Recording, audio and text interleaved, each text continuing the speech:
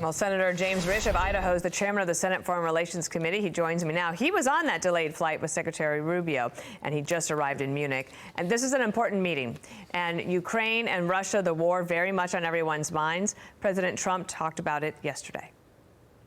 When Putin says that he really wants peace, do you believe him? Yeah, I do. I believe he wants peace. I believe that President Putin, when I spoke to him yesterday, I mean, I know him very well.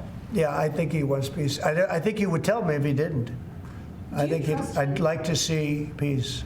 Do you trust President Putin? I believe that, yeah, I believe that he would like to see something happen. I trust him on this subject. I think he'd like to see something happen. Senator, where does Ukraine fit in here?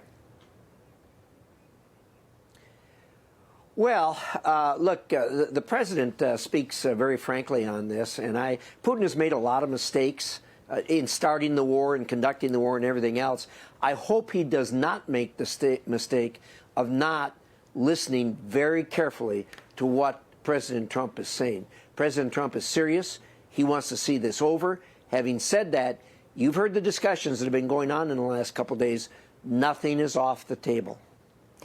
Okay. One of the things that Zelensky said to Trump, apparently, is Putin pretends to want peace because he's afraid of you. That might be true. What do you think?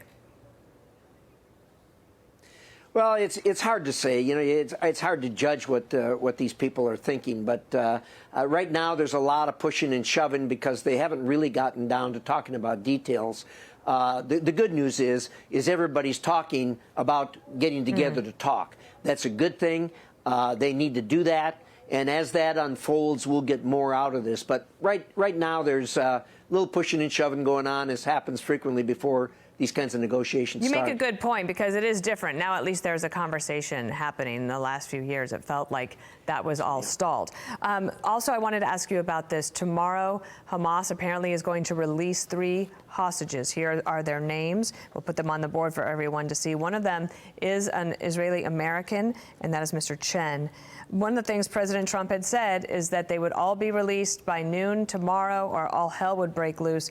Doesn't look like that's going to happen. Do you have any thoughts or information about what we might see if tomorrow these hostages are released and in similar condition as the ones from last week? Yeah, well, first of all, let me say that when you listen to President Trump, what he said, and I know this because I've talked to him about this, he's getting really, really impatient with Hamas. They never miss an opportunity to miss an opportunity, and they really should not mess around with President Trump. They're messing with the wrong guy, and they're getting to a point where he's getting pretty disgusted with this. So they need to listen carefully to what he says.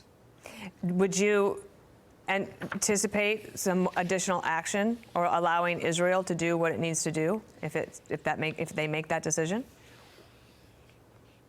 Well, if they don't keep the agreement that they made, the president was very clear on that he will encourage the Israelis to do what they need to do to bring this thing to a conclusion, to bring it to an end. Again, everybody wants this over. Hamas has shown really no inclination to play ball. And like I said, the president's getting pretty impatient and pretty disgusted with it.